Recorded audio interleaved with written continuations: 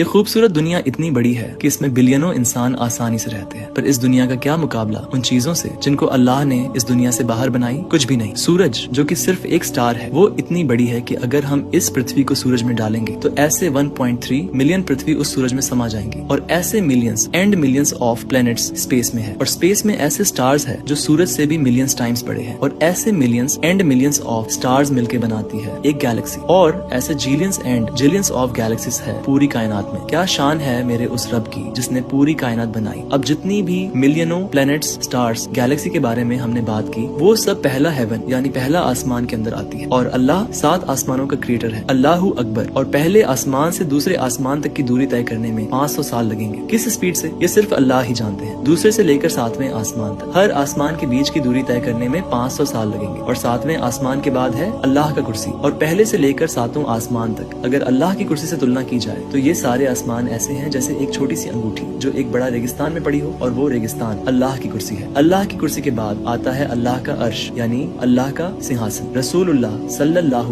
علیہ وسلم نے ارشاد فرمایا کہ اللہ کی کرسی عرش کے مقابلے میں ایسے ہے جیسے ایک معمولی سی انگوٹھی کسی بے انتہا ریگستان میں پڑی ہو۔ سوچو، وہ کرسی جس پر سارے آسمان ایک انگوٹھی کی طرح لگتے ہیں، وہ خود عرش کے سامنے کچھ بھی نہیں۔ پھر آتے ہیں وہ فرشتے جو اللہ کے عرش کو اٹھائے ہوئے ہیں، ان کے سر 7ویں آسمان میں ہوتے ہیں اور پاؤں سب سے نیچی زمین میں۔ پھر آتا ہے عرش کا مالک اللہ جو ہر چیز سے اونچا اور ہر حد سے پرے ہے۔ اللہ کی ذات کو نہ کوئی پوری طرح سمجھ سکتا ہے، نہ کوئی اس کا اندازہ لگا سکتا ہے۔ اس کی شان اتنی بڑی اور بے مثال ہے کہ انسان کی سوچ وہاں تک پہنچ ہی نہیں سکتی۔ وہ وہی ہے جو ہر چیز پر قادر ہے، سب کچھ جاننے والا ہے، اور جس کی مہانتا کی کوئی حد نہیں۔ اللہ اپنے عرش کے اوپر ہے لیکن اس سے کچھ بھی چھپا نہیں۔ زمین میں جو جاتا ہے، جو نکلتا ہے، آسمان سے جو گرتا ہے، جو اس میں پیدا ہوتا ہے، ہر چیز اللہ جانتا ہے۔ دنیا کی سب سے باریک بات بھی اس کے علم سے باہر نہیں۔ تو یہ مت سوچو کہ اللہ دور ہے، وہ قریب بھی ہے اور ہر حال سے خبردار بھی۔ رسول اللہ صلی اللہ علیہ وسلم نے فرمایا، جب اللہ نے مخلوقات کو پیدا کیا تو عرش پر ایک کتاب میں لکھا، بے شک میری رحمت میرے غضب پر غالب ہے۔ اگلا ایپیسوڈ جلد آ رہا ہے، اس سے پہلے ویڈیو کو شیئر کریں اور پیج کو فالو کرنا نہ بھولیں۔